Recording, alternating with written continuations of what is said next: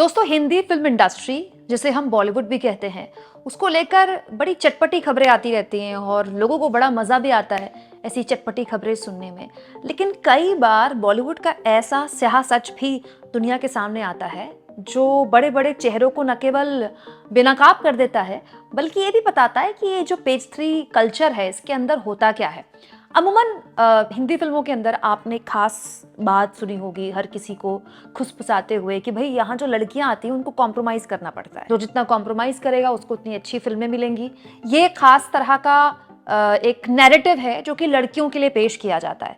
लेकिन एक ताज़ा वीडियो है जो सोशल मीडिया में सरफेस है, वायरल है, और वो इस बात की तस्दीक करता है दोस्तों कि वो जो कॉम्प्रोमाइज़ का जिक्र हो रहा था, वो जिस कॉम्प्रोमाइज़ की बात की जाती है वो केवल लड़कियों को नहीं, लड़कों को भी करना पड़ता है क्या? और ये सवाल मैं इसलिए उठा रही हूँ क्योंकि उज्ज्वल त्रिवेदी, अगर आप चाहें तो यूट्यूब में इनके चैनल में इनको देख सकते हैं। फेसबुक पे भी उज्ज्वल त्रिवेदी का अपना पेज है और पुराने हमारे जानकार हैं।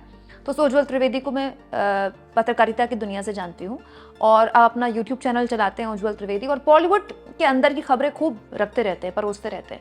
और उनके चैनल का एक वीडियो सोशल मीडिया में खूब वायरल है जिसमें उज्ज्वल त्रिवेदी ने बात की है बॉलीवुड के अंदर की खबर बताने वाली जूम की पूर्व पत्रकार से। दोस्तों, सिमी चंदोके इनका नाम है और इनको आपने जूम में, जब एक वक्त में जूम बहुत बड़ा चैनल हुआ करता था और एक लौता चैनल हुआ करता था जो बॉलीवुड की खबरें बताता था, आपने जूम में इनके कई शोज देखे होंगे। सिमी चंदोके का यूएसपी ये है कि ये बॉलीवुड के अंदर की खबरें बताती हैं और बड़े ऐसे बताती हैं जैसे इनका रोज का बॉलीवुड के लोगों से राफ्ता है, वैसे हुआ भी करता था। दोस्तों, आज बॉलीवुड का जो पूरा का पूरा प्रारूप है वो बदल गया है। हर हीरो का, हर हीरोइन का अपना इंस्टाग्राम अकाउंट है। उसको जो भी बात करनी है दर्शकों से वो डायरेक्ट अपने इंस्टाग्राम अकाउंट से, अपने यूट्यूब चैनल से कर सकते हैं। लेकिन एक दौर होता था जब ऐसा नहीं होता था। तो अगर फिल्मी लोगों को किसी से बात करनी है या अपनी बात पहुंचानी है या अपने को लेकर कोई बात उड़ानी है या किसी की बदनामी करवानी है तो वो पत्रकारों का सहारा लेते थे। पहले फिल्म फेयर, स्टारडस्ट जैसी मैगजीन्स इसमें एक बहुत इंपॉर्टेंट प्लेयर होती थी। उसके बाद ऐसे बहुत सारे चैनल्स आ गए, जैसे जूम उनमें से एक था, जिनमें 24 घंटे एंटरटेनमेंट की खबरें चलती थी और वहाँ के पत्रकार बड़े इंपॉर्टेंट हो जाते थे। तो सिमी चंदोके उस दौर से हैं जब ये बॉलीवुड के अंदर क्या चल रहा है लोगों को टीवी में बताया करती थी। सिमी ने उज्ज्वल त्रिवेदी से उनके यूट्यूब चैनल में बात की करण जौहर के बारे में। दोस्तों, करण जौहर गे हैं और इसको लेकर ऐसा नहीं है कि वो कुछ छुपाते हैं इसे लेकर। उन्होंने अपनी किताब, ये किताब अगर आप चाहें तो ये इजीली अवेलेबल है, उस किताब में विस्तार से अपनी सेक्सुअलिटी को लेकर बात की है। तो करण जौहर का गे होना ना तो कुछ गलत है, ना ही इसमें कोई विवादित बात है, सबको पता है। लेकिन करण जौहर किस हीरो के दीवाने हैं, दीवाने क्या मतलब हद से ज्यादा पागल हैं उनके पीछे, और आज भी पागल हैं। इस पर बात की है सिमी चंदोके ने।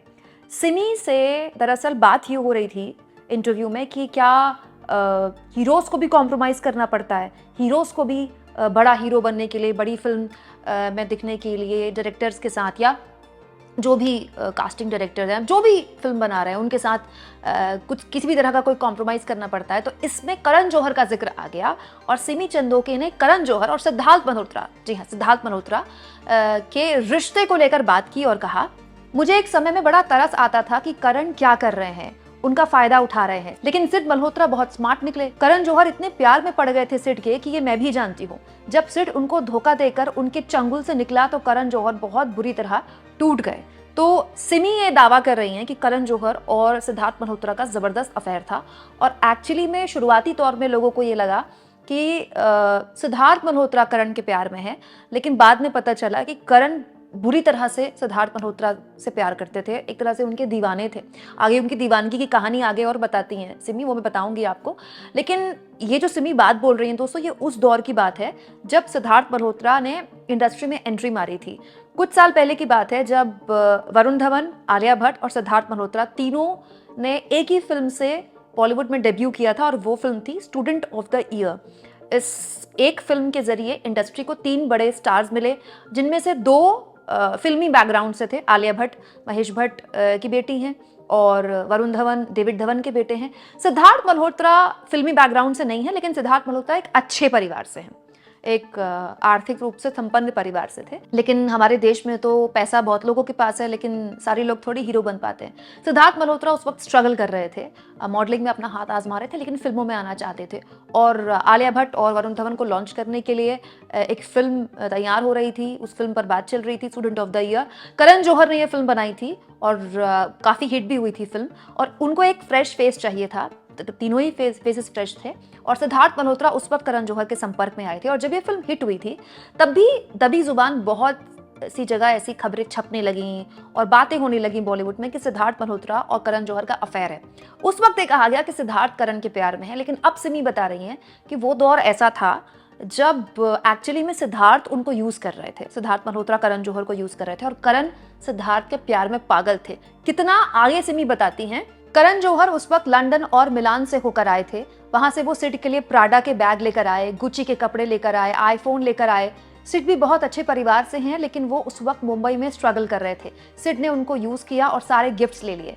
तो सिमी ये कह रही हैं कि सिद्धार्थ मल्होत्रा को खुश रखने के लिए, उन्हें अपना बनाए रखने के लिए करण जौहर प्लीज करते थे। उनके लिए आईफोन लेकर आए, उनके लिए प्राडा का बैग्स लेकर आए, गुच्ची के बैग लेकर आए। दोस्तों, हमारे आपके लिए ये कोई मतलब हाँ ऐसी बड़ी चीज़ नहीं है। हम कहेंगे यार प्राडा का बैग हो गया तो क्या बिग डील है। इसलिए नहीं कि हम उसे केवल प्राडा के बैग ही खरीदते हैं, इसलिए कि हम प्राडा का बैग खरीदते ही नहीं है। भाई हम 2000, 3000, 5000, मैक्सिमम 10,000 किसी बैग में खर्च कर लें तो हमारे लिए बहुत बड़ी बात है, क्योंकि हम जिस दुनिया में रहते हैं ना, वहाँ पर 5-6 हज़ार रुपये बहुत ज़्यादा होते हैं। लेकिन जिस इंडस्ट्री की यहाँ पर हम बात कर रहे हैं, बॉलीवुड की, कौन कौन सा बैग ले रहा है, कौन किस गाड़ी में आता है, ये बहुत मायने रखता है। ये एक्चुअली इंडस्ट्री ही शोबिज की है। मतलब आपको ये दिखाना होगा कि आप कितने बड़े हैं। इन चीज़ों से पता चलता है कि आप कैसी चीज़ों का इस्तेमाल करते हैं। मुझे याद है पंकज त्रिपाठी का एक इंटरव्यू में देख रही थी, जब उनसे पूछा गया कि आपके पास कौन सी गाड़ी है, तो उन्होंने कहा कि पहले मेरे पास छोटी गाड़ी थी, लेकिन अब मैंने बड़ी गाड़ी ले ली है, क्योंकि जब मैं छोटी गाड़ी में आता था सेट पर तो लोग मुझे बड़ा हल्के में लेते थे कि यार ये तो बड़े गरीब टाइप का है। हालांकि पंकज त्रिपाठी अब कोई स्ट्रगल थोड़ी कर रहे हैं। पंकज त्रिपाठी तो बड़े सालों से बॉलीवुड में बहुत बड़े और एस्टैब्लिश्ड एक्टर्स में से हैं और उनके पास फिल्मों की भी कोई कमी नहीं है। तो पंकज त्रिपाठी ने अपनी इस बात से बताया था कि इंडस्ट्री के अंदर आप किस गाड़ी में आ रहे हैं, कौन से कपड़े यूज़ कर रहे हैं, कौन सा ब्रांड यूज़ कर रहे हैं, ये इंपॉर्टेंट है। यही सब दिखता है क्योंकि शोबिज इंडस्ट्री है। तो सिमी का ये कहना है कि इसको मेंटेन करवाने के लिए, सिद्धार्थ मल्होत्रा का ये जो स्टेटस है, इसको मेंटेन करने के लिए करण जौहर बाकायदा उनके लिए लंदन से शॉपिंग करते थे और सिद्धार्थ उनसे वो सामान ले भी लिया करते थे। लेकिन आगे सिमी बताती हैं, करण जौहर के साथ कॉम्प्रोमाइज करना बहुत आसान है, क्योंकि वो किसी से कोई फेवर नहीं लेते। He only wants to pleasure you. अब मेरे पंच समझ जाओ। मतलब सिमी ये कह रही है कि करण जौहर अगर किसी के साथ रिलेशनशिप में आते हैं तो वो फिजिकली, मतलब आपसे कोई सामान लेना पसंद नहीं करते। करण जौहर के पास किसी चीज़ की कमी भी नहीं है। करण जौहर बहुत बड़े धर्मा प्रोडक्शंस के मालिक हैं और ख़ुद भी फिल्मी बैकग्राउंड से आते हैं। यश जौहर उनके पिता हैं, बॉलीवुड के बड़े प्रोड्यूसर्स में से एक थे। तो सिमी ये कह रहे हैं कि करण जौहर अब जिसके साथ भी रिलेशनशिप में आते हैं वो सामान लेना पसंद नहीं करते हैं। दोस्तों, आगे सिमी बताती हैं, सिड ने करण का दिल तोड़ा। आज भी करण सिड के पीछे पागल हैं। कभी आलिया से मिला दिया, आलिया ने सिड को डंप किया, तो अब वो कियारा के पीछे पड़े रहते हैं। करण बड़े ठरकी हैं। उन्हें लोगों के बेडरूम के अंदर क्या हो रहा है इसे जानने में बड़ी दिलचस्पी होती है। इसीलिए वो जिन हीरोज़ को पसंद करते हैं उनकी पत्नियों के साथ भी वो क्लोज हो जाते हैं, क्योंकि उन्हें उन हीरोज़ के बारे में जानना होता है। तो सिमी ये कह रही हैं कि करण जौहर एक्चुअली में सिद्धार्थ मल्होत्रा के पीछे अब भी दीवाने हैं और वो अब भी सिद्धार्थ मल्होत्रा को मिस करते हैं बहुत।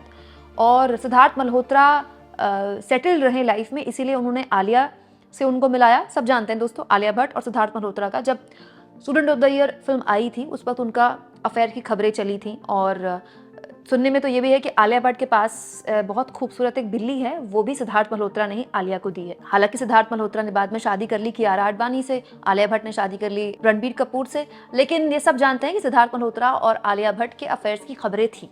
लेकिन सिमी ये कह रही हैं कि करण जौहर खुद चाहते हैं कि सिद्धार्थ सेटल रहें लाइफ में, और इसीलिए उनको सेटल करने का भी वो पूरी जिम्मेदारी उठाते हैं। कभी वो आलिया के साथ उनको सेटल कर देते हैं, कभी कियारा के साथ सेटल कर देते हैं।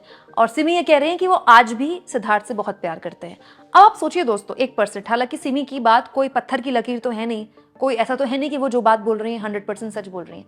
लेकिन अगर हाइपोथेटिकली इस बात को सच भी मान लें तो ये सब उस माहौल में हो रहा है जब कॉफी विद करण के किसी भी सीजन में कियारा आडवाणी ना आती हूँ, आलिया भट्ट तो लगभग हर सीजन में आती हैं, पहले दूसरे एपिसोड में ही आ जाती हैं, सिद्धार्थ मल्होत्रा भी आए हुए हैं, लगभग हर सीजन में आए हुए हैं। मतलब सिद्धार्थ मल्होत्रा से करण जौहर का अफेयर है, सिद्धार्थ मल्होत्रा से करण जौहर का ब्रेकअप हो रहा है, सिद्धार्थ मल्होत्रा करण जौहर का दिल तोड़ रहे हैं, सिद्धार्थ मल्होत्रा किसी और से शादी कर रहे हैं, और ये सब कुछ उस माहौल में हो रहा है जहां पर सिद्धार्थ मल्होत्रा अपनी पर्सनल लाइफ खुलेआम करण के साथ उनके शो में डिस्कस भी कर रहे हैं। वो पेज 3 एक फिल्म है दोस्तों, बड़ी शानदार फिल्म है, मधुर भंडारकर की, कभी वक्त मिले तो देखिएगा। उसका एक गाना है, कितने अजीब रिश्ते हैं यहाँ के। ये बताता है कि कितने अजीब से रिश्ते हैं। हाइपोथेटिकली अगर वाकई में करण और सिद्धार्थ मल्होत्रा के बीच में कुछ था, जिसमें कोई कुछ गलत नहीं है, कोई किसी के साथ भी रिलेशनशिप रख सकता है, तो साइमल्टेनियसली करण जौहर ये भी चाहते थे कि वो सिद्धार्थ किसी और के साथ भी सेटल हो जाएं, फिर वो शादी भी कर लें। ये कितनी अजीब सा ये सब चीज़ें हैं। हालांकि हम जिस दुनिया में हैं, हम जिस तरह के रिश्ते जीते हैं, आप मैं, हमारे लिए सोच पाना थोड़ा मुश्किल है, थोड़ा अलग है। लेकिन हम उस दुनिया की बात कर रहे हैं जो हमसे अलग है। ये जिन लोगों का हम जिक्र कर रहे हैं दोस्तों, जो इस इंडस्ट्री में होते हैं, इनकी सोच, इनका रहन सहन, इनका खान पान हमसे बिल्कुल अलग है।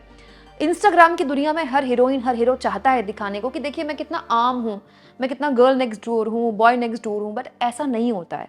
खास तौर पर वो लोग जो कि फिल्मी बैकग्राउंड से आते हैं, ये तो जिंदगी ही अलग तरह की जीते हैं।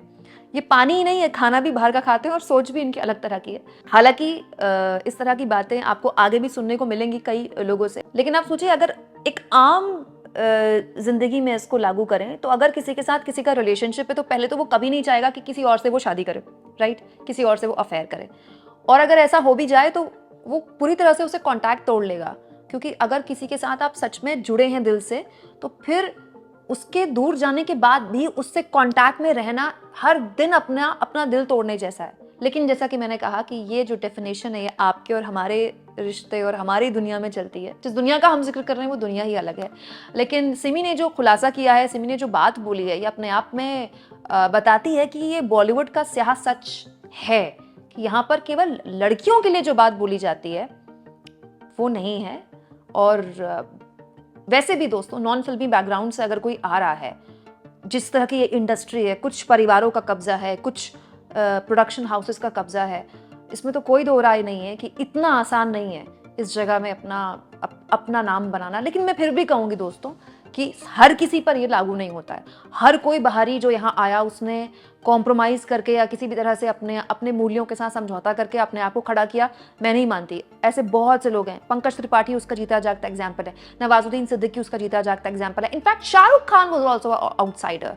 शाहरुख खान तो दिल्ली के लड़के थे और टीवी से आए थे, टीवी में उनका शो चलता था, टीवी से वो बॉलीवुड में आए। उसके बाद धीरे धीरे धीरे उन्होंने नेगेटिव रोल से शुरुआत की। बहुत कम लोग जानते हैं दोस्तों, डर फिल्म जो शाहरुख खान की अपने करियर के स्टार्टिंग में यश चोपड़ा की बहुत बड़ी हिट फिल्म थी, उसमें जो शाहरुख खान का किरदार था वो एक्चुअली सनी देओल को ऑफर किया गया था।